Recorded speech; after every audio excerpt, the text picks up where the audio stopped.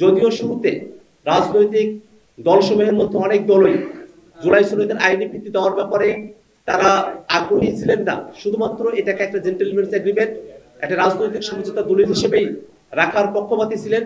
সেই প্রেক্ষাপটে ঐক্যমত্য কমিশনের শেষ পর্যায়ের আলোচনাতে জুলাই সনদের আইনি ভিত্তি দেওয়ার বিষয়ে রাজনৈতিক দলগুলোকে শেষ মুহূর্তে আমরা একমত হতে দেখেছি। যদিও রাজনৈতিক দলগুলো জুলাই সনদের আইনি ভিত্তি দেওয়ার ব্যাপারে একমত হয়েছে, একটি আদেশের মধ্য দিয়ে জুলাই সনদকে আইনি ভিত্তি দিয়ে গণভোট এবং সামনের পার্লামেন্টকে গাঠনিক ক্ষমতা প্রদান করার মধ্য দিয়ে সংবিধানের মৌলিক পরিবর্তনগুলোকে অন্তর্ভুক্ত করার ব্যাপারে আমরা একমত হলেও আমরা গতকাল জুলাই সনদ স্বাক্ষর অনুষ্ঠান আমরা অনুষ্ঠিত হতে দেখেছি। সেই অনুষ্ঠানে জুলাই সনদ বাস্তবায়নের এবং জুলাই সনদের আইনি ভিত্তির বিষয়টি একেবারেই অনির্লোক থেকে গেছে।